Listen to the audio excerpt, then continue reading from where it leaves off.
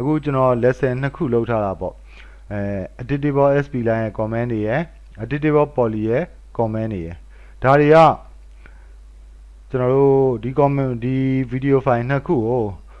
ပထမဆုံးအနေနဲ့တစ်ကြိမ်စီပြီးအောင်ကြည့်ပါ comment တွေများတယ်เนาะမှတ်စရာတွေများတယ်မှန်ပါတယ်ဒါတွေမှတ်ပြီးသွားရင် 3D Max ရဲ့ comment တွေအကုန်လုံးတက်ပြီးသွားပြီဖြစ်ပါတယ်အဲ့ဒါဆိုတော့ဒီပထမတစ်ကြိမ်ကြည့်ုံနဲ့အကုန်လုံးတက်သွားစရာမလိုပါဘူးသူကဒီ video file နှစ်ခုကကျွန်တော် reference အနေနဲ့ထည့်ပေးတာပါအဲ့ဆိုတော့ဒီထက်က comment နည်းနည်းပါးပါးသိုံနဲ့မတို့ model လင်းတွေအများကြီးဆွဲလို့ရတာကိုတွေ့မှာပါအဲ့ဆိုတော့ကျွန်တော်ဖြစ်စေချင်တာကတော့ဒီ video file နှစ်ခုကိုတစ်ကြိမ်စီပြီးအောင်ကြည့်လိုက်ပါဖြစ်နိုင်ရင်တော့နည်းနည်းပါးပါးလိုက်လေ့ကျင့်ကြည့်ပေါ့ပြီးတော့လိုက်လေ့ကျင့်ကြည့်ပါပြီးတော့မှတို့ model လင်းတွေဆွဲတယ်ပေါ့ model လင်းတွေဆွဲတဲ့အခါမှာဒီ comment တွေကိုကျွန်တော်နားမလည်ဘူးသိကျင်လာတယ်ဆိုရင်အဲ့ခါပြန်ကြည့်ပါသူက dictionary လို့ဖြစ်သွားတာပေါ့နော် 3D Max ရဲ့ဒီ comment တွေကဒါအကုန်ပါပဲเนาะဒီ comment တွေအကုန်လုံးနဲ့ဒီ comment sp line နဲ့ edit poly ရဲ့ comment တွေအကုန်သိရင်ဘာ model မဆိုဆွဲလို့ရမှာဖြစ်ပါတယ် okay အခုဆိုရင်ကျွန်တော်တို့ဒီ 3D Studio Max ရဲ့ 2D object နဲ့ 3D object ရဲ့သူတို့အထက်မှာရှိတဲ့ sub object တွေကိုကျွန်တော်တို့သိပြီးသွားပြီဆိုတော့ကျွန်တော်တို့ဒီ comment တွေ comment panel မှာပေါ်တဲ့ comment တွေအကြောင်းကိုကျွန်တော်ဆက်ပြီးရှင်းပြပေးပါမယ်အဲ့ဒါဆိုတော့ဒီသင်္ကန်းသားတွေအနေနဲ့လည်းဘယ်လိုပြောမလဲဆိုတော့ modeling တစ်ခုခုဆွဲဖို့ကျွန်တော်တို့စိတ်မလောပါနဲ့哦ဒီ basic features လေးတွေကျွန်တော်နားလည်သွားရင် model ဆွဲရတာလွယ်ပါတယ်ဒါလေးတွေကိုကျွန်တော်အမြင်မှာတော့စိတ်ရှည်လက်ရှည်နည်းနည်းလိုက်ပြီးတော့လေ့ကျင့်စေချင်ပါတယ်ဒါတွေကိုမပိုင်နိုင်မဲနဲ့ကျွန်တော် model တစ်ခုသွားဆွဲရင်ရေရာမရပါဘူးဟိုကမသိတရားမသိနဲ့ကျွန်တော်တို့တော်တော်အခက်ခဲရှိပါလိမ့်မယ်အဲဆိုတော့အခုကျွန်တော်တို့ဒီပြတဲ့ comment လေးတွေကိုလည်းတည်တည်ချာချာလိုက်ပြီးတော့လေ့ကျင့်ကြည့်ပါโอเคအဲ့ဒါဆိုတော့ကျွန်တော်တို့လောလောဆယ်ပထမဆုံး 2D ကနေစရအောင် line တွေပေါ့နော် SP line တွေကစရအောင် 2D ဆွဲမယ်ဆိုရင်ကျွန်တော် top view ဆွဲတာအကောင်းဆုံးပါပဲ top view ကိုကျွန်တော် right click နှိပ်လိုက်ပါတယ် activate ဖြစ်တယ် Alt W နှိပ်လိုက်ရင် top view အကျယ်ရှယ်လာပြီ okay နောက်ကျွန်တော်တို့ဒီ grid တွေကိုကျွန်တော်တို့ဒီ 3D Max ရဲ့ဒီ grid တွေကိုကျွန်တော်ဖြောက်လိုက်လို့ရပါတယ်မဟုတ်ရင် line တွေနဲ့မျက်စိနောက်နိုင်ပါတယ်အဲဆိုဖြောက်ချင်ကျွန်တော် G ကိုနှိပ်လိုက်ရင် grid ကိုနှိပ်လိုက်ရင်ပျောက်သွားပါတယ် okay အဲဆိုတော့ဒီကနေပြီးတော့ create panel ကပဲစမှာပါပြီးရင်ကျွန်တော် shape ကိုသွားမယ်အဲဆိုတော့ကျွန်တော်ပထမဆုံး rectangle တစ်ခုဆွဲလိုက်တယ် drag ဆွဲလိုက်ရင်ကျွန်တော်4တောင် rectangle လေးတစ်ခုရမှာပါပြီးတော့ဒီ clip ကလေးကို right click နှိပ်ပြီးပြန်ပိတ်ပါဒါကိုကျွန်တော်အမြဲတမ်းပြောနေပါတယ်သတိထားပြီး right click နှိပ်ပြီးပြန်ပိတ်ပေးပါ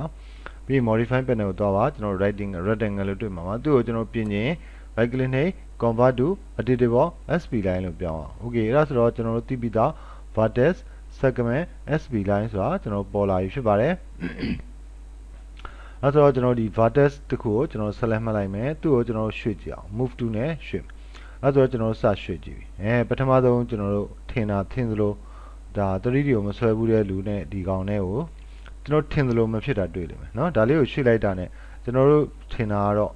ဒီ line ကဒီလိုတက်လာမယ်ထင်တယ်ဒါပေမဲ့ပြဿနာကကျွန်တော်တို့မလာဘူးဒါလေးကကွေးသွားတယ်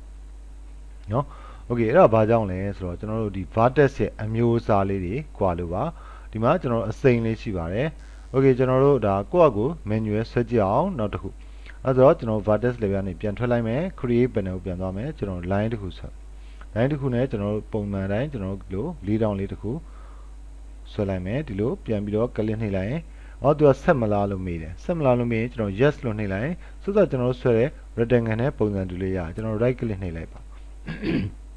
ပြီးရင် modify panel သွားရအောင်ကျွန်တော်ဒီက line comment ကိုဖွင့်လိုက်ပြီးတော့ကျွန်တော် vertex level ဆင်းပြီးတော့ဒါလေးကိုကျွန်တော်ရွှေ့ကြည့်ပါ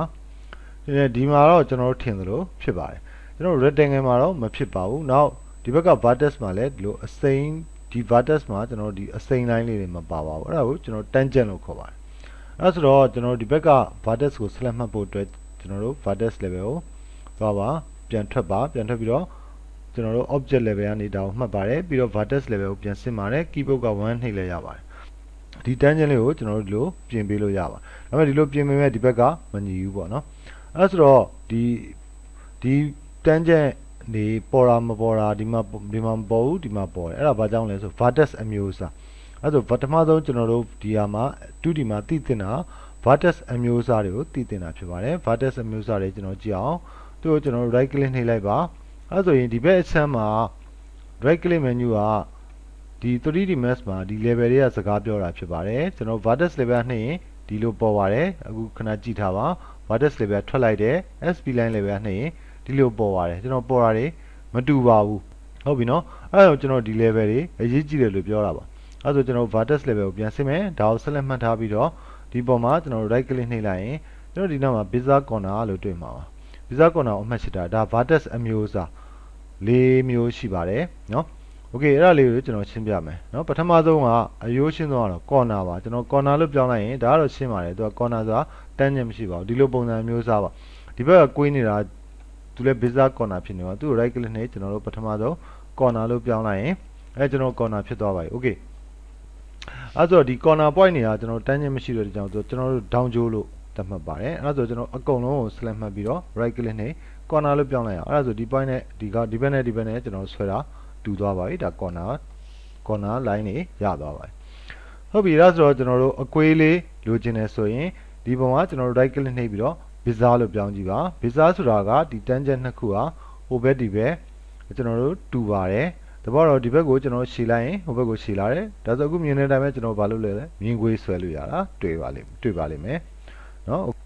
်ဒီ tangent လေးကိုကျွန်တော်ဒီလိုလှည့်ပေးခြင်းအပြင်သူ့ရဲ့ angle ကိုရွှေ့လို့ရတယ်ဒီမှာသတိထားမှာဒီဘက်က angle ကိုရွှေ့ရင်ဒီဘက်ပါလိုက်ပါတယ်ဒီဘက်ကိုရွှေ့ရင်ဒီဘက်ပါလိုက်ပါတယ် okay အဲဆိုတော့နောက်တစ်ခုပြောင်းအောင်ကျွန်တော်တို့ corner ကိုတီးပြီးသွားပြီ bezier corner ဆိုရင်တော့ဒီ tangent ကကျွန်တော်တို့ကျိုးနေပါတယ်ကျိုးနေတယ်ဆိုတဲ့သဘောကဒီဘက်ကိုရွှေ့ရင်ဟိုဘက်မပါပါဘူးဒါကြောင့်ဒီလိုပုံစံလေးကျွန်တော်တို့ဆွဲလို့ရပါတယ်တစ်ဖက်ကအခွဲတစ်ဖက်ကအခုတ်ဆိုတော့ bezier ဆိုရင်တော့ကျွန်တော်အဲ့လိုဆွဲလို့မရပါဘူးနှစ်ဖက်အတူတူပဲသွားမှာပါဟုတ်ပြီဒါလေးကိုဒါဆိုတော့ bezier ဆိုရင်ကျွန်တော်တို့နှစ်ဖက်လို့တိတိကျကျကျွန်တော်တို့ကွေးလေးလိုချင်အများဖြင့် bezier သုံးပါတယ်ဒေါင်းကျိုးမှာအကွေးတွေမတူတဲ့ဟာမျိုးဆိုရင်တော့ကျွန်တော်တို့ bezier corner ကိုသုံးပါတယ်ကျွန်တော်တို့ဒေါင်းကျုံလိုချင်တော့ corner down ကိုသုံးပါတယ်နောက်တစ်ချက်ကကျွန်တော်ဗာလဲဆိုစမှုတစ်ခါတော့လဲသုံးတယ်စမှုကတော့သူက auto စမှုဖြစ်နေတာပါသူ့မှာတန်ကျင်မပေါ်ပါဘူးဒါကြောင့်ကျွန်တော်တို့ဒီစမှုတန်ဖိုးဘယ်လောက်ဖြစ်မယ်ဆိုတာလဲကျွန်တော် control လုပ်လို့မရပါဘူးကျွန်တော် bezier corner တို့ကကျွန်တော်ဘယ်လောက်ကွေးခြင်းနဲ့ကွေးတာများခြင်းနဲ့နည်းခြင်းနဲ့ကျွန်တော် control လုပ်လို့ရပါတယ်အဲ့ဒါဆိုတော့အများဖြင့်တော့ကျွန်တော် bezier ကိုသုံးပါတယ်တစ်ခါလိုအပ်ရင်တော့စမှုနဲ့ point တွေများနဲ့ဆွဲရဲဆိုရင်တော့ချက်ချပါကျွန်တော်တို့စမှုသုံးတဲ့အခါတွေလည်းရှိပါတယ်ဟုတ်ပြီဒါဆိုတော့ကျွန်တော်ထင်ပါတယ်ဒီ bezier ဒီ tangent ၄မျိုးကိုနားလည်သွားပြီလို့ထင်ပါတယ် bezier corner စမှုเนาะ okay အဲ့ဒါဆိုတော့ဒီအောက်က reset tangent ဆိုတာဘာလို့တာလဲဆိုတော့ကျွန်တော်ဒါလေးကိုဒီလိုလိန်သွားတယ်ပေါ့နော်ကျွန်တော်ဒီဘယ်လိုလုပ်အောင်မှမသိတော့ဘူးဆိုရင်ကျွန်တော် right click နှိပ်ပြီးတော့သူ reset tangent ပြန်လုပ်လိုက်လို့ရပါတယ်သို့မဟုတ်ရင်လည်းကျွန်တော်ကတစ်ခါကြာရင်ဒီလိုလိန်သွားတယ်ပေါ့နော်ဘယ်လိုလုပ်အောင်မှမသိတော့ဘူးသူဘာတွေဖြစ်သွားမှမသိတော့ဘူးဆိုရင် right click နှိပ်ပြီးတော့ကျွန်တော် corner down ပြောင်းလိုက်ပါတယ် corner ဖြစ်သွားရင်ဒါတွေရှင်းသွားပါတယ်ပြီးတော့မှကိုလိုချင်တဲ့ပုံစံ bezier ဆို bezier corner ဆို bezier corner လုပ်ပြီးပြန်ပြင်ယူပါတယ် okay အဲ့ဒါဆိုတော့ကျွန်တော်တို့ SP line ကိုဆွဲရင်ရောတခါတည်းဒီလိုအကွေးတွေဆွဲလို့မရဘူးလားရပါတယ်ကျွန်တော် create panel ကိုသွားပါ line click ကိုယူလိုက်ပါကျွန်တော် click နှိပ်ရင်ကျွန်တော်တို့ down ကျိုးတွေရပါတယ် corner down တွေရပါတယ် drag ဆွဲလိုက်ရင်မြင်ကွေးရပါတယ်နော် drag ဆွဲလိုက်ရင်ကျွန်တော်မြင်ကွေးတွေရပါတယ် click နှိပ်ရင်မြင်ဖြောင်ရပါတယ်အဲ့ဒါပြီးတော့ right click နှိပ်လိုက်ပါအဲ့ဒါဆိုဒီ SP line ဆိုတာရပ်သွားပါပြီပြီးတော့ right click ထပ်နှိပ်ရင်ဒီ comment ကနေထွက်သွားပြီ okay အဲ့ဒါဆိုတော့ငါတို့ဒီမှာကြည့်အောင်ဘာကြောင့်အဲ့လိုဖြစ်တာလဲဆိုတော့ကျွန်တော် line ကိုဆွဲတဲ့အချိန်မှာဒီဘက်မှာကြည့်လိုက် initial type က corner drag type က bezier လို့သူက auto ပေးထားတဲ့အတွက်ကြောင့်ပါအဲ့ဆိုတော့ဒါတွေကိုတော့ကျွန်တော်သဘောတော့ပြင်စရာမလိုပါဘူးကျွန်တော်တို့ဒီပုံမှန်အတိုင်းပဲကိုဆွဲရင်ဆွဲလိုက် down ကျိုးဆွဲရင်ဆွဲအကွေးဆွဲရင်ဆွဲရင်လားဆွဲလိုက်ပြီးရင်ကျွန်တော် right click နှိပ် right click ထပ်နှိပ်ပြီးတော့ line ကပြန်ထွက် right click ကိုနှစ်ကြိမ်နှိပ်ပါ modify panel ကိုသွားပါပြီးတော့ vertex level ကိုဆင်းပြီးတော့ကျွန်တော်ဒီ point တွေကိုကိုလိုချင်တာပြင်လို့ရပါတယ်ဒါကိုကျွန်တော်အရှင်ပြန်လို့ရှိရင်လည်း corner ပြောင်းလိုက်မှာပေါ့ဒါကိုကျွန်တော်တို့ပြောင်းရင်လည်းကျွန်တော်တို့ bezier ပြောင်းလိုက်မှာပေါ့အဲ့ဒါဆိုဒီလိုအကွေးလေးရသွားမှာပေါ့နော်အဲ့ဆိုတော့ initial ပထမဆုံးကကျွန်တော်ဘာဆွဲရပါတယ်အဲ့ဒါဆို line ဆွဲနည်းမှာနောက်ထပ်သိတင်တာလေးကျွန်တော်ထပ်ပြီးတော့ဆွဲပြပါမယ် create panel line ဆွဲမယ်ဆိုရင်ကျွန်တော်ဒီ view board မှာ click နှိပ်ပါနောက်ပြီးတော့ကျွန်တော်ဒီလိုမြင်းဖြောင်ပေါ့ horizontal vertical ပေါ့နော်ဒီလိုမြင်းဖြောင်တိတိကျလို့ချင်း shift ကိုဖိထားရင်မြင်းဖြောင်တိတိကျရပါတယ် shift click ဆိုမြင်းဖြောင်ရပါတယ် drag ဆွဲရင်တော့စောစောကျွန်တော်ပြောပြသွားပြီမြင်းကွေးပါ click နှိပ်ရင် down ကျိုးပါနောက်ပြီးတော့ကျွန်တော်ဆွဲတာမှားသွားတယ်ဆိုရင် backspace ကိုနှိပ်ပြီးတော့ပြန်ဖြတ်လို့ရပါတယ်တစ်ပိုင်းချင်းเนาะပြီးတော့ကျွန်တော်တို့ဆက်ဆွဲပါထပ်ဆွဲပါပြီးတော့ right click နှိပ်ပါကိုလိုချင်တဲ့ပုံစံရတယ် okay အဲ့ဆိုတော့ကျွန်တော်တို့ line ဆွဲနည်းကိုပြန်ပြီးတော့တည်တည်ချာချာလေ့ကျင့်ကြည့်ပါနောက်ပြီးတော့ဒီက vertex အမျိုးအစားလေးတွေကိုဝင်ပြီးတော့ပြောင်းကြည့်ပါပြီးတော့မှကျွန်တော်ဆက်ပြီးတော့ဒီ comment panel အောက်က comment တွေကိုကျွန်တော်တစ်ခုချင်းဆက်ပြီးတင်ပေးပါမယ်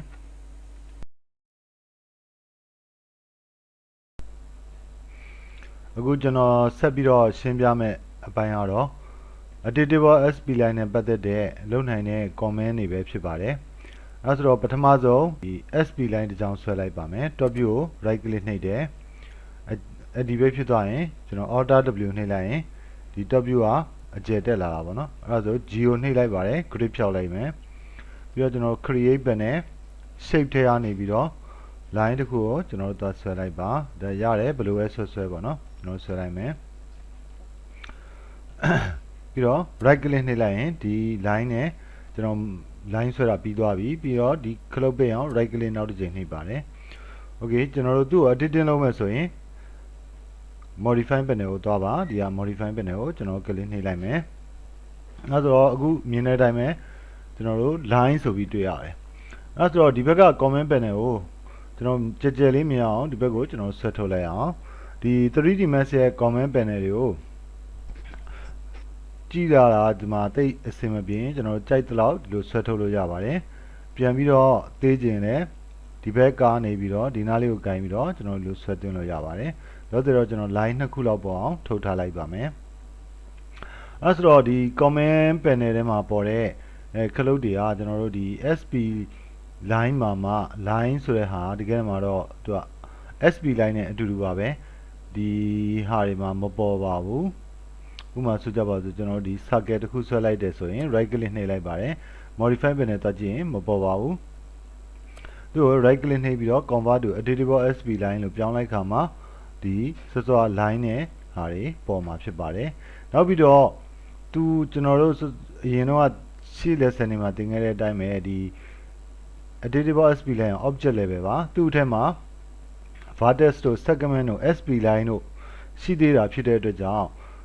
ဒီမှာအခုတွေ့တဲ့အတိုင်းပဲကျွန်တော် object level မှာဆိုရင်ဒီဘက်မှာရှိတဲ့ comment တွေတော်တော်များများမှိတ်နေတာတွေ့ရမှာပါအလုံးမလုပ်ပါဘူးသူတို့ရဲ့သက်ဆိုင်သော level ကိုရောက်ခါမှာ vertex ထဲကိုရောက်ရင် vertex နဲ့ဆိုင်တဲ့ခလုတ်တွေလင်းလာပါမယ် segment တွေကိုရောက်ရင် segment နဲ့ဆိုင်တဲ့ခလုတ်တွေလင်းသွားပါတယ် vertex နဲ့ဆိုင်တဲ့ခလုတ်တွေပျောက်သွားပါလိမ့်မယ် SP line level ကိုရောက်ရင်သူနဲ့ဆိုင်တဲ့ခလုတ်ဒီသုံးလို့ရတဲ့ခလုတ်တွေပွင့်လာတာဖြစ်ပါတယ်ဒါကြောင့်ကျွန်တော်တို့ဒီ comment တွေကိုသုံးတဲ့အခါမှာသူ့ level နဲ့သူသုံးမှရပါတယ်ဒီနေရာမှာဝင်ပြီးတော့ဒီမဲနေတာတွေကျွန်တော်တို့သုံးလို့မရဘူးဆိုတာတွေ့ပါလိမ့်မယ်ဒီက comment တွေကိုကျွန်တော်တတ်နိုင်သလောက်တော်တော်များများရှင်းပြပေးသွားမယ်နောက်ပြီးတော့ဒီ comment panel မှာဒီဥစ္စာပေါ့နော်အပေါ်အောက်ကိုကျွန်တော်တို့ scroll ရွှေ့ခြင်းဒီလိုဒီနားလေးကိုကိုင်လိုက်ရင်လက်ဝါးပုံနဲ့ရွှေ့တာတိတ်မကောင်းပါဘူးဒီ base ဇုံကိုလာပါဒီနားမှာအမဲတန်းကြီးတွေ့ပါလိမ့်မယ်ဒီအမဲတန်းကြီးကိုကိုင်ပြီးတော့ကျွန်တော်တို့ဒီရွှေ့လို့ရှိရင်ပိုအဆင်ပြေတာတွေ့မှာပါအဲဆိုတော့တက်နိုင်သလောက်တော့ဒီအမဲတန်းကိုကင်ပြီးတော့ရွှေ့ပါဒီအဖြူနေရာကိုသွားမနှိပ်ပါနဲ့တိတ်အဆင်မပြေအောင်ဒီမဲတဲ့နေရာကိုကင်ပြီးတော့ရွှေ့ပေးပါဥပမာဒီ comment panel တစ်ခုတည်းထားရင်ပိုသိတာပါတယ်ဒီနောက်မှာအမဲတန်းတွေ့ပါလိမ့်မယ်ဒီအမဲတန်းကိုကင်ပြီးတော့ရွှေ့ရင်ဒီအဆုံးထိသွားလို့ရပါတယ်လောလောဆယ်တော့ကျွန်တော်တို့အဆင်ပြေအောင်နှစ်ခုဖွင့်ထားလိုက်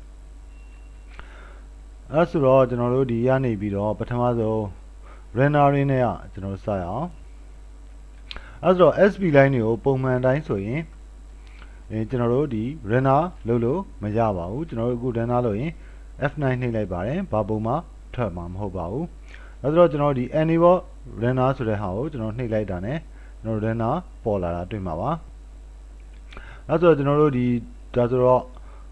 ကျွန်တော် render ပေါ်တဲ့ပုံကိုဒီဘက်မှာမြင်ကြည့်ရင်လည်းရပါတယ်ဒါ vertex level ဆင်းစရာမလိုပါဘူးဒါတွေ object level လုပ်လို့ရပါတယ် enable ဝင် view port ဆိုရင်ကျွန်တော် view port မှာတင် render ကို render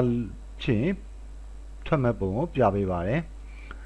ဒါဆိုတော့ကျွန်တော်ဒီ render ကိုဘယ်လိုပုံစံလိုချင်လဲဆိုတော့ကျွန်တော်ဒီမှာအထူပေးရင်ကျွန်တော် render မှာလည်းထူလာတယ်တခါကျရင်ကျွန်တော် enable ဝင် view port အမှတ်ကိုဖြုတ်ထားရင်လည်း render တော့ထွက်မှာပဲဖြစ်ပါတယ်ဒါပေမဲ့ကျွန်တော်တို့ဒီမှာပြင်နေတော့မှာတော့ဒါလေးကိုဖွင့်ထားတာပေါ့နော်အဲဆို size ဆိုတာကတော့ဒါအနေအများပေါ့နော်နောက်ဒီ rectangle ဆိုရင်ကျွန်တော်4000လေးရပါတယ်ဒါလေးတွေကကော့ကိုနည်းနည်းစမ်းကြည့်ရင်ရပါတယ်โอเคကျွန်တော်တို့ဒီ enable in render ကိုကျွန်တော်ပြန်ပိတ်ထားလိုက်ပါမယ် အရေးကြီးတဲ့ဆက်ကကျွန်တော် interpolation မှာဒါကတော့ကျွန်တော်သိဖို့လိုပါတယ်။ဘာကြောင့်လဲဆိုတော့ SP line တွေဟာပုံမှန်ဆိုရင်ကျွန်တော်ဆွဲတော့ကလို့အကွေးလေးတွေဟာညီညီညာညာလေးဖြစ်နေပေမဲ့ကျွန်တော်ဇွန်းရင်ဝင်ကြည့်ပါတော်တော်ဇွန်းရင်ဝင်လာတဲ့အခါကျွန်တော်ဒီလို down ကြိုးတွေတွေ့ရမှာပါ။အဲ့လို down ကြိုးတွေကဘာကြောင့်လဲဆိုတော့ဒီ step sign နဲ့ဆိုင်ပါတယ်။တင်ချာသဘောရဆိုရင်စက်လုံးဒီအဝိုင်းနေဆိုတာကျွန်တော်တို့ဗာလဲမြင်းပြတ်တူလေးတွေဆက်ထားတာပါ။မြင်းပြတ်တူလေးဆက်ဝိုင်းလေးတွေကပို့ပြီးတော့ဝိုင်းလေးဖြစ်ပါတယ်အခုဆိုရင်ကျွန်တော်ဒီ step 6ဆိုတာက6ခုပဲခွဲတဲ့သဘောပေါ့နော်မြင်းပြအဲ့ဒါဆိုတော့မတို့ကဒီ SP line မှာလုံးလုံးလေးဖြစ်အောင်ကျွန်တော်တို့တစ်ခါကြာကျွန်တော်ဇွန်းဝင်လိုက်ရင်ဒီ model ကမကောင်းဘူးဆိုကျွန်တော် step site ကိုတင်ပေးလို့ပါတယ်ဥပမာဒီကောင်ဆိုရင်ကျွန်တော်တင်ပေးလိုက်ရင်ကျွန်တော်20ပတ်ဝန်းကျင်လောက်ဆိုရင်ကျွန်တော်လုံးလုံးလေးဖြစ်သွားမှာပါအဲ့တော့ဒါ model ဆွဲတဲ့အခါမှာအရေးကြီးပါတယ်ကျွန်တော်တို့ SP line နဲ့ 3D တို့ 2D တို့ဘယ်လို model ပဲဆွဲကျွန်တော်တို့ဒီကိုကဒီ bizarre point ကိုလောက်ထားပေမဲ့ဒီလိုစမှုမဖြစ်ဘူးဆိုရင်ကျွန်တော် step site ကိုဒီ interpolation step site ကိုလာတင်ပေးပါကျွန်တော်ဒီကောင်ကို short ပေးလိုက်ရင်ကျွန်တော်4000ဒီပြန်ဖြစ်သွားမှာတွေ့မှာပါအဲဆို step 1ဆိုရင်ကျွန်တော်တော်တော်ဆူဆူက down နေဖြစ်သွားပါတယ် step 0ဆိုရင်တော့လုံးဝမကွေးတော့ပါဘူးအဲဆိုတော့ပုံမှန်ဆိုရင်တော့ကျွန်တော်လိုအပ်သလောက်ဒါကိုယ့်အကိုချိန်ဆပြီးတင်ပေးပါဒါဆိုတော့ interpolation ကတော်တော်များများသတိမထားမိပေမဲ့ဒီဟာလေးကအရေးကြီးပါတယ် display တစ်ခါကြာရင်ကျွန်တော် vertex number တွေကိုကြည့်ကြရင် show vertex number ဆိုရင်ကျွန်တော်တို့ဒီမှာတွေ့မှာပါဒါနံပါတ်5ဒီဘက်ဆိုရင်ဒါနံပါတ်1ပေါ့နော်ဒီဘက်ကစဆွဲတဲ့ SP line ဖြစ်ပါတယ်ဒါဆို vertex number 9ပေါ့အဲ့တော့ဒီကောင်လေးတွေကကျွန်တော်တစ်ခါကြာရင်အရေးကြီးပါတယ်တချို့လေ line တွေကဒီဘက်ကစဆွဲတာနဲ့ဒီဘက်ကဆွဲတာနဲ့တချို့လေကိစ္စတွေမှာ modifier တွေမှာစကားပြောပါတယ်အဲ့ဒါဆိုရင်ကျွန်တော်တို့ကဒီ point ဒီ line ကိုဘယ်ကစဆွဲတာလဲကြည့်ကြရင်ဒီ display တွေက show vertex number နဲ့လာကြည့်လို့ရပါတယ်အဲ့တော့အခုဒီ line ကဒီဘက်က1ဆိုတဲ့ဟာနဲ့ဆွဲတာပါအဲ့တော့ဒါလေးနဲ့တွဲပြီးသုံးတဲ့ဟာလေးကိုကျွန်တော်ပြောအဲ့ဒါဆိုရင်ငါတို့ကဒီ SP line ကိုဒီဘက်ကစဆွဲတာအခုငါတို့ကဒီဘက်ကစဆွဲတဲ့ပုံစံမျိုးဖြစ်စေချင်တယ်ဆိုရင်ကျွန်တော်ပြန်ဆွဲကြရမလို့ပါဘူးဒီ point ကို select မှတ်လိုက်ပါနံပါတ်6 point ကို select မှတ်ပြီးတော့ဒီဘက်က comment နဲ့ make first ဆိုတာလာနှိပ်လိုက်ရင်ဒီဘက် point ဟာကျွန်တော်နံပါတ်1ဖြစ်သွားတဲ့အတွက်ကြောင့်ဘယ်လိုပြောမလဲဆိုတော့ဒီ SP line ဟာဒီဘက်ကစဆွဲတဲ့သဘောတက်ရောက်သွားပါတယ်အဲ့ဒါဆိုတော့ဒီကောင်လေးကလည်းကျွန်တော်တို့တစ်ခါတရံမှာအသုံးတည့်ပါတယ်ကျွန်တော် soft selection ကတော့ကျွန်တော်ဒီဘက်မှာသိမပြောတော့ပါဘူး poly ကြရင်ကျွန်တော်အသေးစိတ်ကြက်တော့ရင်ဆက်ပြောသွားပါမယ်သဘောတရားအတူတူပါပဲအဲ့ဆိုဒီ new vertex type ဆိုတာကကျွန်တော်တို့အသစ်ထွက်တဲ့ vertex တွေကဘာဖြစ်မလဲဆိုတာကိုရွေးတာပါ linear bizarre smooth bizarre corner ဒီလေးမျိုးတော့ကျွန်တော်ရှေ့က tutorial ထဲမှာရှင်းပြထားပါပြီအဲ့တော့အသစ်ဆွဲတာဆိုတာကျွန်တော်တို့ဘယ်လိုအသစ်ဆွဲတာလဲဆိုတော့ဒီတိုင်းဆွဲတာမဟုတ်ပါဘူးဒီ SP line တွေကိုကျွန်တော်တို့ဒီ SP line level မှာသူကဒီကောင် SP line level မှာကျွန်တော်တို့သူ့ကို shift ကိုဖိပြီးလို့ဆွဲလိုက်ရင် shift ကိုဖိပြီးဆွဲလိုက်ရင် copy ရပါတယ်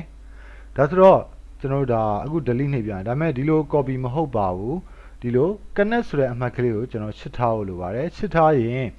ကျွန်တော်ဒီလို shift ကိုဖိပြီး copy ဆွဲလိုက်ရင်ဒီ line တွေက auto ဆက်ပြီးလာပါတယ်အဲဆိုဒီ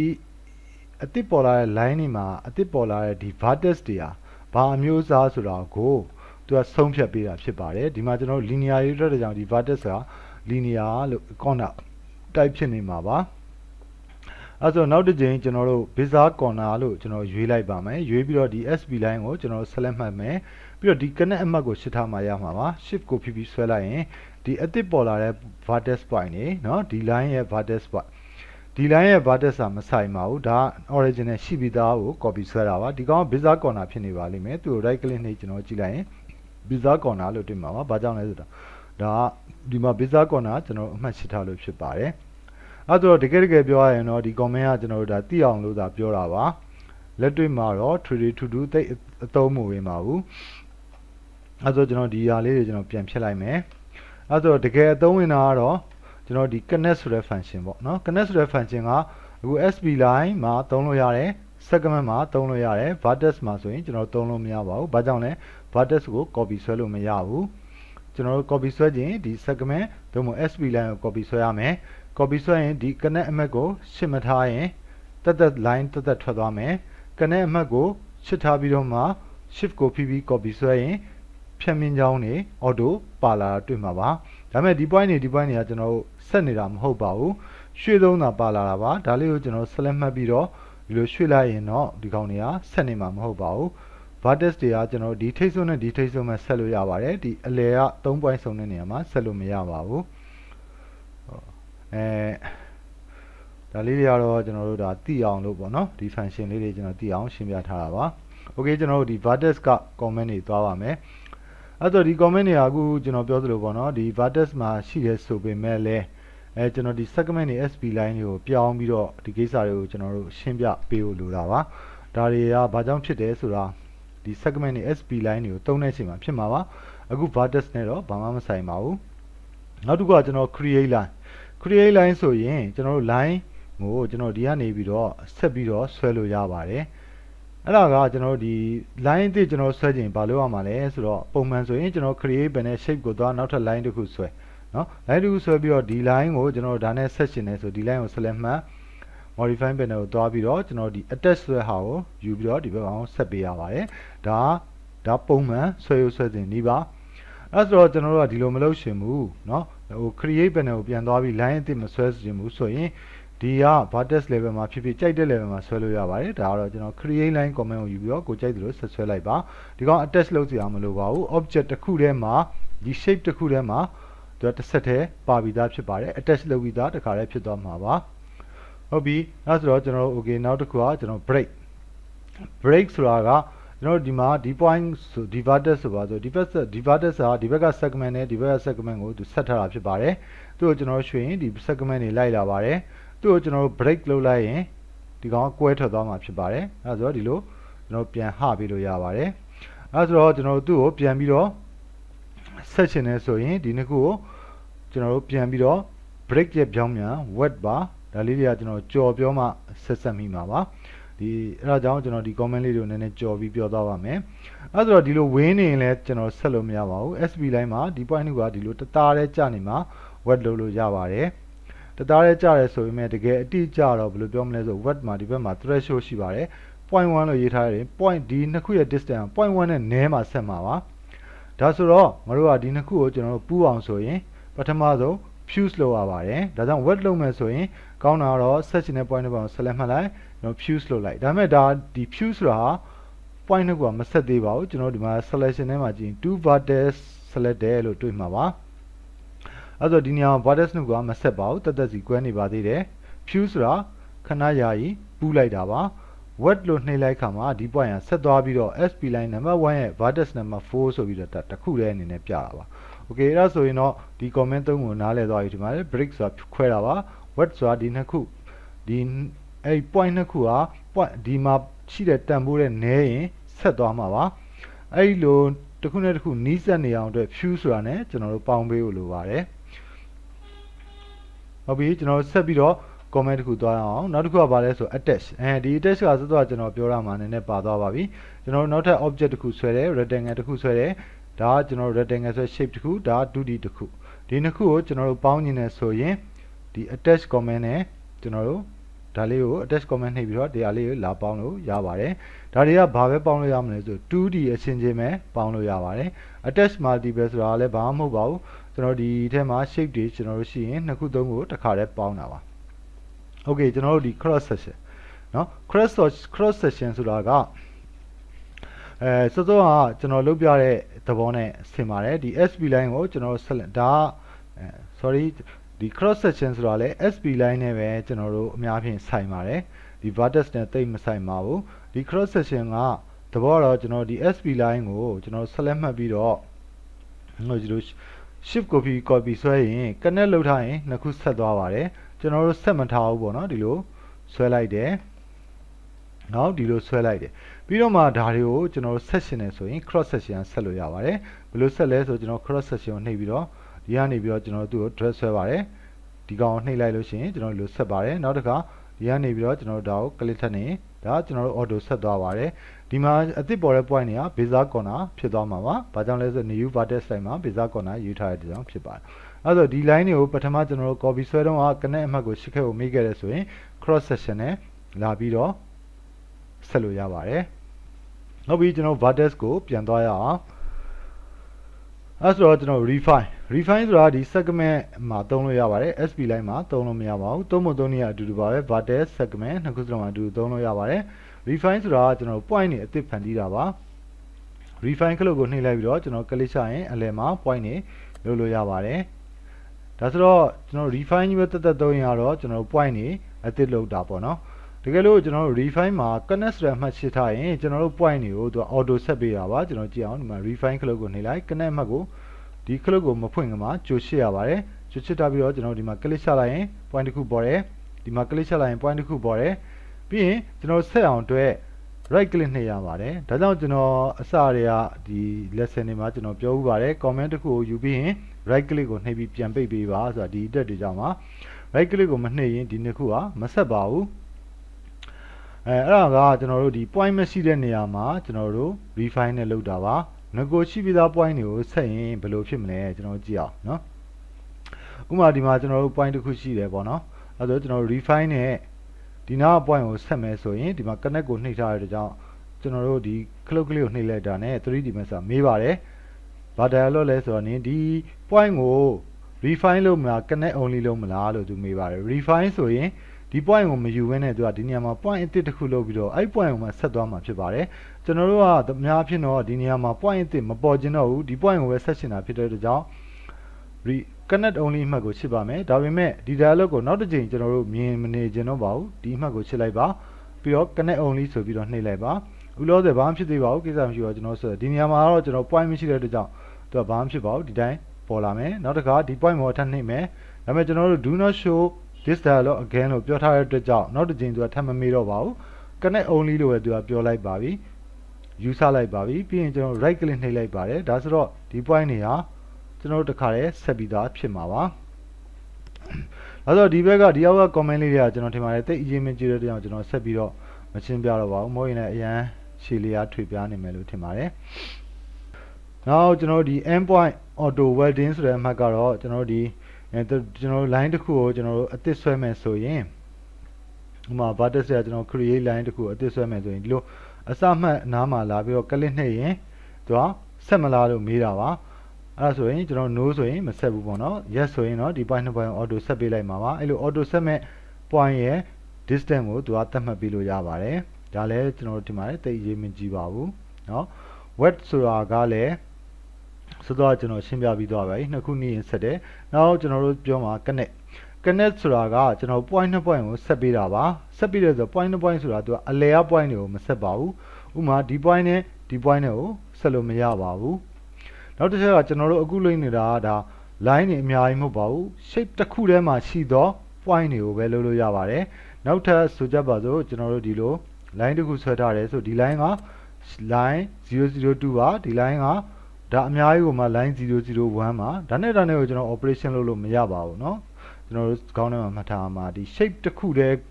းထဲမှာရှိတဲ့ sub object အရှင်းချင်းကိုဒါဒီ operation တွေကိုသုံးလို့ရပါတယ်ဒီကောင်နဲ့ကျွန်တော်တို့ဒါရင်းနဲ့ set ရှင်နေဆိုရင်တော့အရင်ဆုံးတစ်ခုတည်းဖြစ်အောင် attach လုပ်ရမှာပါ attach ဆိုရင်ဒီအစိမ်းလေးကဒီထဲဝင်သွားပြီးတော့ကျွန်တော် line 001နဲ့ရောက်သွားမှာဒါရင်းနဲ့ကျွန်တော်ဆက်တဲ့ comment တွေကိုသုံးလို့ရမှာဖြစ်ပါတယ် okay ကျွန်တော်တို့ connect ကိုကြည့်အောင် connect ဆိုတာဆိုတော့ကျွန်တော်ပြောသလိုပဲဒီအလဲအ point အချင်းချင်းဆက်လို့မရပါဘူးဒီထိတ်ဆွမ်း point နှစ်ခုကိုကျွန်တော်ဆက်မယ်ဆိုရပါတယ်သူကဆက်ပုံဆက်နည်းက click မဟုတ်ပါဘူးဒီမှာ drag ဆွဲရပါတယ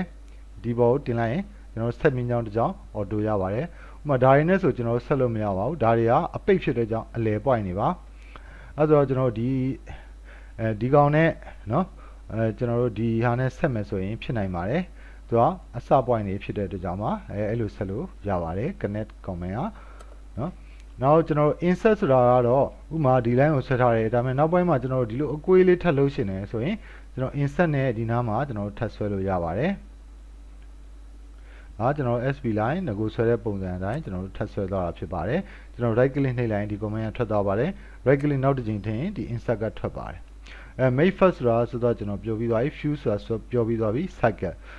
ဆိုတာကတော့ကျွန်တော်ဒီ show vertex number ကိုနှိပ်လိုက်ရင်ဒီ number တွေ vertex မှာ number တွေရှိပါတယ်ကျွန်တော်တို့ဥမာဒီ point ကိုကျွန်တော် select မှတ်ထားတယ်ဆို cycle နှိပ်လိုက်ရင်သူ့ number အစဉ်တိုင်းတစ်ခုပြီးတစ်ခု selection သွားမှာပါ okay now ကျွန်တော်တို့ဒီ sorry vertex เนาะကျွန်တော်တို့ ဒီ cross insert ဆိုတာကလည်းနည်းနည်းပြောရခက်ပါတယ်ဘယ်နာသူက vertex အသစ်ဖန်တီးတာပါဘယ်ခါမှဖန်တီးလဲဆိုကျွန်တော်တို့ line 2 line ဖြတ်နေတဲ့နေရာမှာ cross insert နဲ့ point အသစ်ဖန်တီးလို့ရပါတယ်ကျွန်တော်တို့ဒီနေရာမှာလာပြီးတော့ point အသစ်ဖန်တီးလို့မရပါဘူးဒီနေရာမှာ point အသစ်ဖန်တီးရင်တော့ refine နဲ့လုပ်ရမှာပါအဲ့တော့ဒီနေရာဆိုရင်ကျွန်တော်ဒီ line ဖြတ်နေတယ်ဒီ line နဲ့ line ဖြတ်နေတယ်ဒါပေမဲ့ဒီ line နဲ့ဒီ line ကြားမှာ vertex မရှိပါဘူးအဲ့ဒါဆိုရင်ကျွန်တော် cross insert ကိုနှိပ်ပြီးတော့ဒီပေါ်မှာ click နှိပ်လိုက်ရင် point အသစ်ပေါ်လာပါတယ်ဒီ point ဒီနှစ်ကြောင်းစလုံးမှာ point ပေါ်ပါတယ်ဒီလိုအခြေအနေမျိုးအတွက်ကျွန်တော်တို့သုံးတာဖြစ်ပါတယ် cross insert ကနော်ဥပမာဒီလိုကျွန်တော်တို့ဖြတ်နေတယ်ဆိုရင်ကျွန်တော်ဒီနေရာမှာ cross insert နဲ့နှိပ်ရင်ဒီ line အတွက်မှာလည်း point တစ်ခုဒီ line မှာလည်း point တစ်ခုပေါ်မှာဖြစ်ပါတယ် okay အဲ့ဒါတွေလည်းတိတ်အသုံးမများပါဘူးကျွန်တော် vertex number တွေပြန်ပေးလိုက်ပါမယ်အသုံးများတာကျွန်တော် fillet ပါ fillet ဆိုတာတော့ကျွန်တော်ဒီလို down ကြိုလေးပေါ့နော်သူ့ကိုကျွန်တော်တို့ကိုယ်လေးဖြစ်စေချင်တယ်ဆိုရင်ကျွန်တော်တို့ဒီလို refine နဲ့ point တစ်ထက်ထက်ကျွန်တော်ကိုယ့်အကိုဒီလိုချိန်ရင်တော်တော်နဲ့ညီမှာမဟုတ်ပါဘူးဒီအားလေးတွေကိုကျွန်တော်တို့အများကြီးချိန်ယူရမှာပါခက်လဲခက်ပါတယ်ကျွန်တော် undo လေးပြန်လုပ်လိုက်ပါမယ်နော် okay အဲ့ဆိုတော့ဒီလိုအခြေအနေမျိုးမှာကျွန်တော်တို့ဒီ fillet ကိုသုံးလိုက်ရင်ရပါတယ် fillet ကိုသုံးဖို့သုံးနည်းရတော့ဒီခလုတ်ကလေးကိုနှိပ်ပါနှိပ်ပြီးတော့ဒီပေါ်လာပြီးတော့ကျွန်တော် dress ဆွဲလိုက်ရင်ကျွန်တော်မြင်ကွေလေးတောင်ကျိုးကိုကွေလေးတစ်ခုအလွယ်တကူရပါတယ်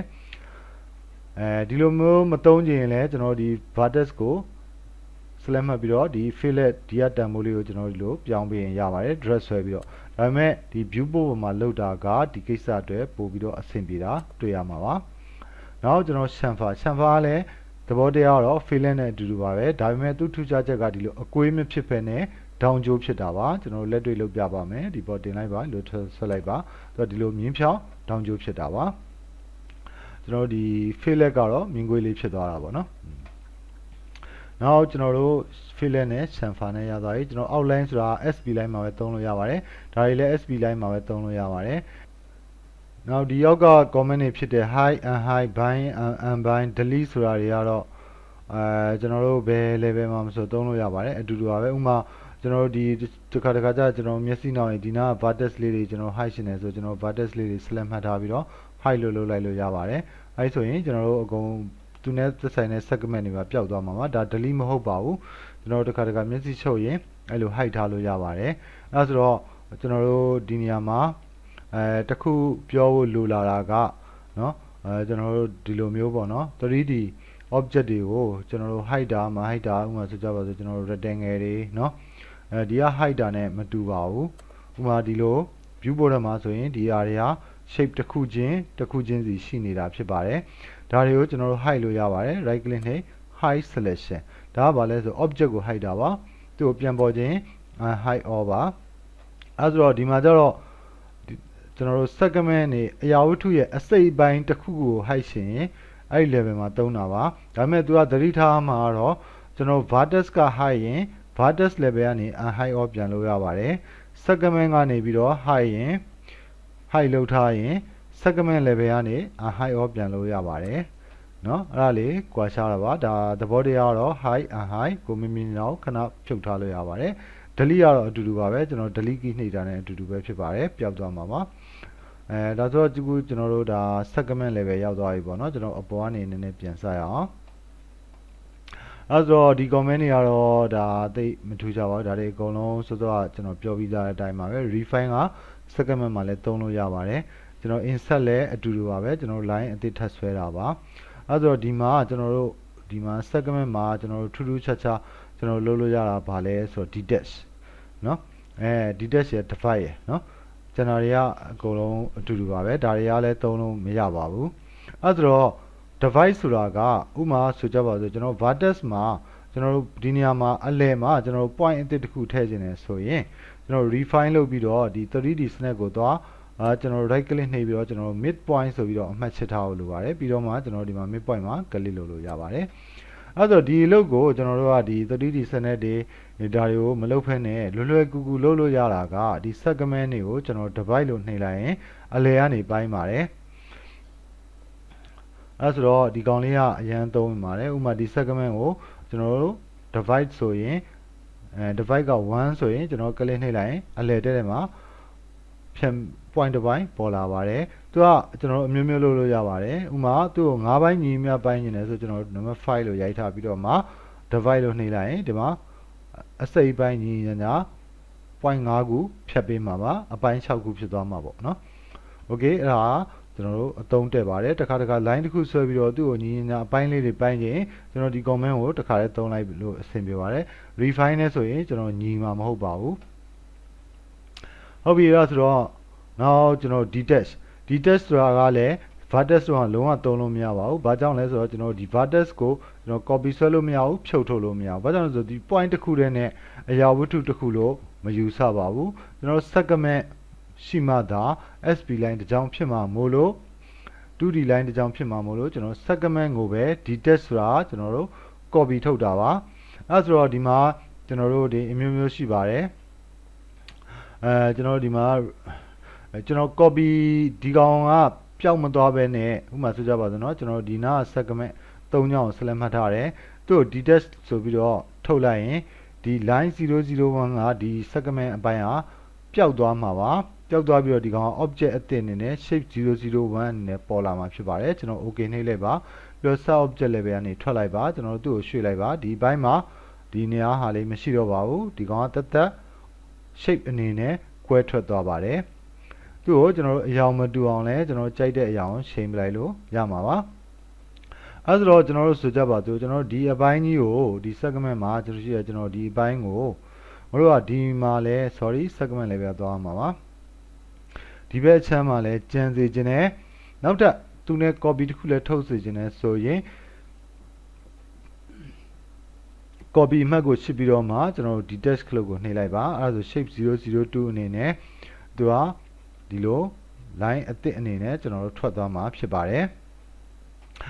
ဒါဆိုတော့ဒီ comment တွေကတစ်ခါကျသုံးစရာမလိုပါဘူးအများဖြင့်တော့ကျွန်တော်လွယ်ကူဒီကောင် shift ကိုပြီးကျွန်တော် drag ဆွဲလိုက်ပါတယ် drag ဆွဲပြီးတော့ဒီကောင်ကိုကျွန်တော်တို့ဒီ text လုပ်လိုက်လို့ရှိရင်လည်း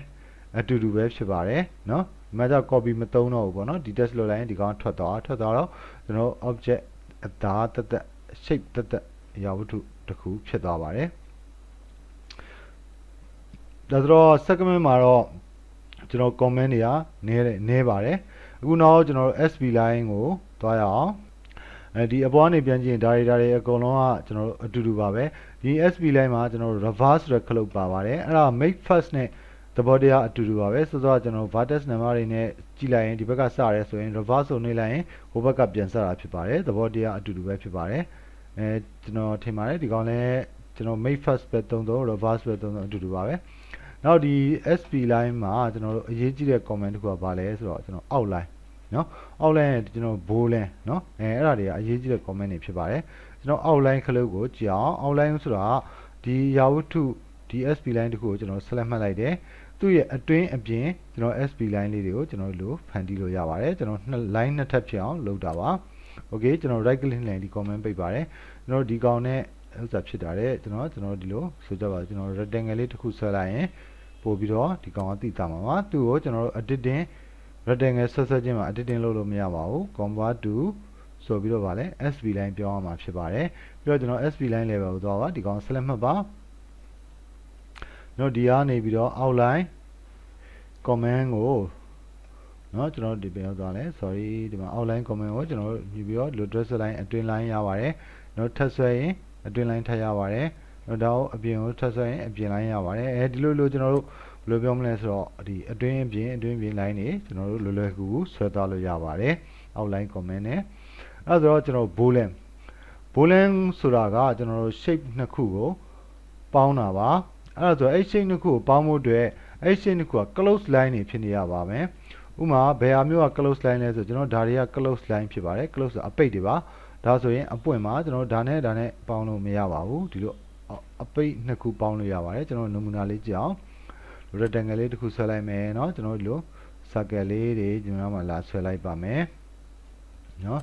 နောက်ပြီးတော့ကျွန်တော်ဒီနားမှာ rectangle လေးလည်းကျွန်တော်တစ်ခုနှစ်ခုဆွဲလိုက်အောင်တစ်ခုနဲ့တစ်ခုထပ်ပြီးတော့เนาะ okay အဲဆိုတော့ကျွန်တော်ကြည့်အောင်ပထမဆုံးဒီ line ကိုဒီ shape ဒါတွေဟာတစ်ခုစီဖြစ်နေပါတယ်သူ့ကို editing လုပ်လို့ရအောင် SP line ပြောင်းလိုက်ပါတယ်အဲဆိုတော့ SP line ပြောင်းလိုက်ပြီဟုတ်ပြီဒါပေမဲ့ဒီကျွန်တော်ပြောသလိုပဲဒီဘက် comment တွေအကုန်လုံးကဒီ SP line comment တွေအကုန်လုံးကဒီ ဒီလိုမတူတဲ့ shape တွေကို editing လုပ်လို့မရပါဘူးဘာဖြစ်ရမလဲဆိုတော့ဒီ SP line ထဲမှာဒီ shape တွေလည်းတသားတည်းဖြစ်နေမှာရပါတယ်သဘောတော့ဒီဟာတွေအကုန်လုံးပေါင်းပြီးတော့ shape တစ်ခုတည်းကိုဖြစ်မှာပါအဲ့ဆိုတော့ကျွန်တော်ဘာလုပ်ရမလဲ attach multiple နဲ့ကျွန်တော်တို့ဆက်မှာပေါ့နော် attach multiple ဆိုရင် sorry ဒီမှာ select by name dialog ပေါ်လာပါတယ်ဒါကကျွန်တော်ရှုပ်ပါတယ်ဘယ်ဟာတွေနာမည်တွေလည်းကျွန်တော်မှတ်မထားတဲ့ကောင်ကကျွန်တော် attach comment ကိုပဲနှိပ်ပြီးတော့လို့ကလေး line နှိပ်သွားရင်ဘာဖြစ်သွားလဲဆိုတော့ဒီကောင်တွေကဒီထဲကိုရောက်လာပါတယ်ကျွန်တော်ဘာဖြစ်သွားလဲဆိုတော့အကုန်လုံးပေါင်းပြီးတော့ SP line rectangle 007ဆိုတဲ့ shape တစ်ခုဖြစ်သွားပါတယ် right click နှိပ်လိုက်ပါ attach comment ထွက်အောင်အဲ့ဆိုတော့ကျွန်တော်တို့ boolean လုပ်ကြည့်အောင်အဲ့ဆိုတော့ကျွန်တော်တို့ဒီ shape တွေကို attach comment နဲ့တစ်ခုတည်းဖြစ်အောင်ပေါင်းပြီးသွားပြီဆိုရင်ကျွန်တော်ဒီ SP line level ကဆင်းပြီးတော့ဒီ boolean လုပ်လို့ရပါပြီအဲ့ဆိုတော့ boolean မှာကျွန်တော်တို့ comment 3ခုရှိပါတယ် union subtraction intersection သူပုံလေးတိုင်းမှာ union ဆိုတာဒီ shape နှစ်ခုပေါင်းသွားမှာပါ subtraction ဆိုတာအနှုတ်ပါ intersection ဆိုတာနှစ်ခုစုံတဲ့နေရာပါအဲ့ဆိုတော့ဒီပထမဆုံး union လုပ်ကြည့်အောင် union လုပ်မယ်ဆိုရင်ကျွန်တော်ဒီ boolean operation တွေလုပ်မယ်ဆိုရင်ပထမဆုံးတစ်ခုကို select မှတ်ထားအောင်လုပ်ရတယ်ပထမဆုံးတစ်ခုဆိုတာဘာလဲဆိုတော့ဒီ object တွေမှာနောက်ဆုံးကြံခဲ့မဲ့ object ဥပမာဆိုကြပါစို့ကျွန်တော်နောက်ဆုံးကြံခဲ့မဲ့ shape ဆိုရင်ဒီ line အလယ်က rectangle ဒီအကြီးဖြစ်မှာပါသူစီရမှာသူ့ထဲမှာဒါတချို့လေယာတွေကဒါတွေပေါင်းမယ်တချို့လေယာတွေကကျွန်တော်နှုတ်မှာဖြစ်ပါတယ်ဒါဆိုတော့ကျွန်တော်ဒါကြီးကိုတစ်ခုကိုပထမအရင် select မှတ်ထားအောင်လုပ်ရတယ်နောက်ဆုံးကြံခဲ့မဲ့ shape ကို select မှတ်ထားပါ shape ကို select မှတ်ထားပြီးတော့ကျွန်တော်တို့ဒီပထမဒုတိယတစ်ဆင့်က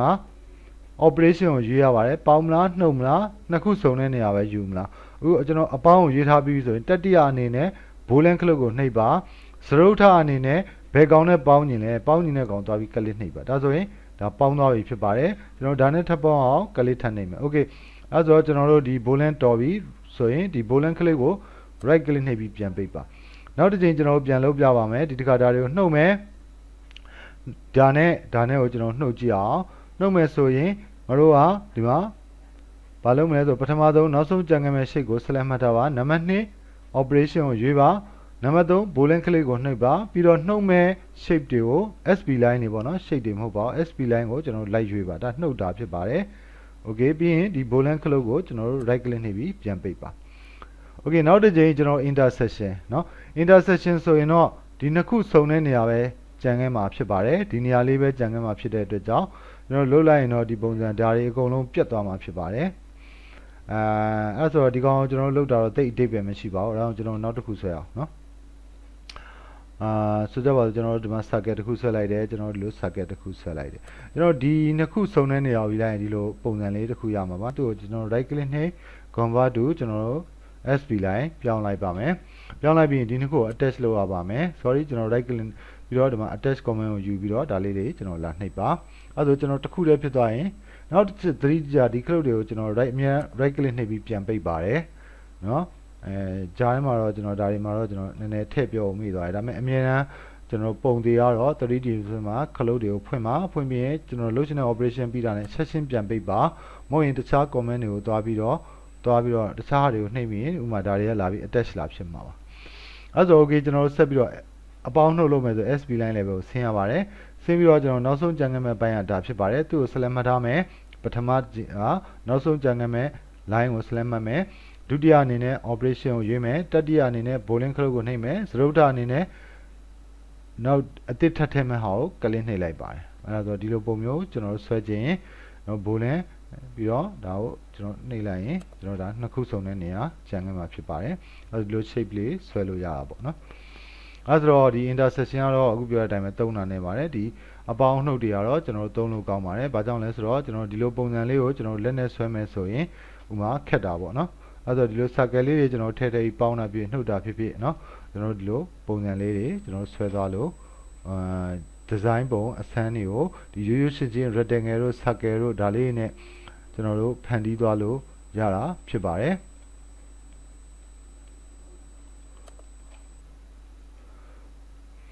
Okay နောက်ကျွန်တော် SP line မှာဘာရှိသေးလဲဆိုတော့ကျွန်တော်တို့ဒါ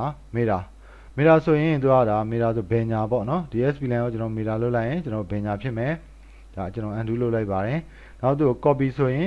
copy မှတ်ကိုရှင်းတိုင်းကျွန်တော် meter ဆိုရင်ဒီကောင်အသစ်ထွက်လာကောင်ကကျွန်တော် ဘယ်ညာ copy ဖြစ်ပြီးတော့ copy ထွက်လာတာဖြစ်ပါတယ်ဒါဆိုအပေါ် copy ပေါ့နော်သူ comment တိုင်းကျွန်တော် meter နှိပ်လိုက်ရင် copy ဆိုတဲ့ကြောင့်ဒီတစ်ခုတည်းကဒီ meter copy အမှတ်ကိုရှင်းမထားရင်တော့ဒီကောင်ကပြောင်းပြန်လည်သွားမှာပါ copy အမှတ်ကိုရှင်းထားရင်တော့ကျွန်တော်တို့ဒီကောင်ကကြံခဲ့ပြီးအတစ်တစ်ခု copy ထွက်သွားမှာပါအဲ့ဒါဆိုဒါဆိုလဲကျွန်တော်45 degree လောက်တာပါဒါတွေကသိဥစားပေါ့နော်ကိုယ့်ကိုစမ်းကြည့်လိုက်ရင်ရမှာပါ okay နောက်ကျွန်တော်တို့တစ်ခါကြာရင်ကျွန်တော်အသုံးဝင်တဲ့ comment လေးတစ်ခုကျွန်တော်ပြပေးပါမယ်အဲ့ဆိုတော့ဒီမှာကျွန်တော်ကြည့်အောင်เนาะအဲ့ဆိုတော့ငါတို့ဒီမှာဒီ SP line level ကိုသွားပါမယ်ပြီးတော့ကျွန်တော်ဒီနားမှာကျွန်တော် line လေးဆွဲကျင်နေဆိုပါစို့เนาะဆွဲကျင်ကျွန်တော်ဒီလို create line နဲ့ပဲကျွန်တော်ဒီလို line လေးတစ် line shift ကိုဖိလိုက်ရင်ကျွန်တော်မြင်းဖြောင်းရတဲ့ line လေးတစ် line ဆွဲလိုက်ပါတယ်ဒါဒီထက် create line နဲ့ဆွဲလိုက်ရင်ကျွန်တော်တို့ဒါတစ်ဆက်တည်းဖြစ်နေပါတယ်ဒါဆိုတော့ကျွန်တော်ဒီ SP line ကို select မှတ်ပြီးတော့ shift ကိုဖိပြီးတော့ကျွန်တော်ဒီလို copy လေးဆွဲလိုက်ပါတယ်ဒါနည်းနည်းတော့တူသွားတယ်ကျွန်တော် scale နဲ့နည်းနည်းလို့ဆွဲဆန်းလိုက်ပါမယ် okay အဲ့ဆိုတော့ကျွန်တော်တို့ကဒီ line မှာဒီအပြင်ကဟာလေးတွေကိုကျွန်တော်တို့ဖြတ်ပစ်ရှင်တယ်เนาะဖြတ်ပစ်ရှင်တယ်ဆိုရင်ဒီ trim comment ကကျွန်တော်အသုံးတည့်ပါတယ်ဒီ trim နဲ့ဒီဟာလေးတွေကျွန်တော်နှိပ်ပလိုက်ရင်အပြင်ကိုဒီ line တစ်ခုဖြတ်နေတာမှာအပြင်ကိုရောက်နေတဲ့ဟာလေးတွေကိုဒီကလုံးနှိပ်တဲ့နေရာဟာလေးတွေပျောက်သွားမှာပါ okay နောက်တစ်ခုက extend လဲအသုံးတည့်ပါတယ်ဥပမာဆိုကြပါစို့เนาะကျွန်တော်ဒီsorry SP line level ဖြစ် vertex level ကျွန်တော် create line လေးကျွန်တော်တစ်ခုဆွဲလိုက်ပါเนาะအဲ့ဆိုတော့ဒါတစ်ခုဆွဲတယ်နောက်ကျွန်တော်နောက်တစ်ခုဆွဲကြည့်အောင်เนาะဒီကနေပြီးတော့ကျွန်တော်ဒီလိုတစ်ခုဆွဲထားတယ် okay အဲ့ဆိုတော့ကျွန်တော်တို့ဒီ line ကို SP line မှာကျွန်တော် sorry ဒီ line ကိုကျွန်တော်ဒီဘက်မှာကျွန်တော်ဒါနဲ့ထိနေတယ်ဒီကောင်ကိုလည်းကျွန်တော်ဒါနဲ့ထိကျင်တယ်ဆိုကျွန်တော် extend လုပ်ပါတယ် extend ဆိုပြီးတော့ကျွန်တော်တို့ဒီနားမှာကျွန်တော်နှိပ်လိုက်ရင်ဒီကောင် 80 ထိသွားမှာပါနောက်ဒီကောင်လည်းအဲ့လိုပဲဒီထိချင်းသူ direction တိုင်းသွားပြီးတော့သူနဲ့နောက် SP line တစ်ခုကိုသွားတဲ့အထိကျွန်တော် extend ဖြစ်မှာပါအဲ့ဆိုတော့ဒါကြောင့်ဒီကောင်တွေကဘယ်လိုပြောမလဲဆိုတော့ဒီသူနဲ့ထိစရာမရှိတဲ့နေရာမှာတော့ဒီ extend comment ကိုသုံးလို့မရပါဘူး height and height တွေကတော့အတူတူပါပဲ detach ကလည်းကျွန်တော် segment မှာပြတဲ့အတိုင်းအတူတူပဲဖြစ်ပါတယ်ကျွန်တော်ထင်ပါတယ် explore ကတော့ကျွန်တော်တကယ်ပြောရရင်ကျွန်တော်မသုံးမှုပါဘူးဒါပေမဲ့ကျွန်တော်ထင်ပါတယ်ဒီကောင်လေးတွေတစ်ပိုင်းစီသူပြတ်ထွက်သွားမယ်လို့ထင်တာပဲကျွန်တော်နှိပ်ကြည့်လိုက်အောင်နှိပ်ကြည့်လိုက်ရင်ကျွန်တော်ဒီကောင်တွေက segment တွေက SP line တစ်ကြောင်းလုံးကြီးကကျွန်တော်တစ်ပိုင်းစီပြုတ်ထွက်သွားပါတယ်အဲ့ဒါ explore ပါအဲ့ဆိုတော့ကျွန်တော်ဒီလိုဖြုတ်ပလိုက်ရှင်တဲ့အခါမှာသုံးပါတယ်ဒါပေမဲ့ဒီလို comment မျိုးသုံးပြီးတော့ကျွန်တော်တစ်ခါမှတော့မဆွဲဘူးပါဘူးเนาะဒါ comment နဲ့ရှိလို့ဒါပြောတာပါအဲ့ဆိုတော့ဒီမှာ SP line မှာကျွန်တော်အတူချုပ်ပြောရင်ကျွန်တော်အရင်သုံးဝင်တဲ့ comment outline ကိုသုံးပါတယ် boolean ကိုအရင်သုံးရပါတယ် meter ကိုသုံးရပါတယ်နောက် train extend ကလည်းတစ်ခါတည်းအသုံးတည့်ပါတယ်ဒါတွေကတော့မသုံးသလောက်ပါပဲเนาะ okay အဲ့ဒါဆိုရင်အခုကျွန်တော်တို့ဒီ SP line နဲ့ပတ်သက်ပြီးတော့တီးထိုက်တဲ့ comment တွေကိုအကုန်လုံးသိသွားပြီလို့ထင်ပါတယ်အဲ့ဒါကြောင့်ဒီ training lesson နဲ့လေ့ကျင့်တဲ့သင်တန်းသားတွေအနေနဲ့เนาะဒီ model ဆွဲတာမဟုတ်သေးဘဲနဲ့ကျွန်တော်ဒီ SP line လေးတွေကိုအခုကျွန်တော်ဆွဲသလိုဆွဲပြီးဒီ comment လေးတွေကိုလိုက်လို့ကြည့်ပါနောက်ပိုင်းမှာကျွန်တော်ခက်ခဲတဲ့ model တွေဆွဲလာလေးကျွန်တော်ဒီ comment တွေသိလေရင်ပိုလွယ်တာတွေ့ပါလိမ့်မယ်အခုနည်းနည်းပါးပါးသိရင်ဆွဲလို့ရတယ်ဆိုပေမဲ့တချို့နေရာတွေကများများသိရင်ပိုကောင်းပါတယ်ဒါဆိုရင်တော့ကျွန်တော် SP line နဲ့ပတ်သက်တဲ့ comment တွေကတော်လောက်ပြီလို့ထင်ပါတယ်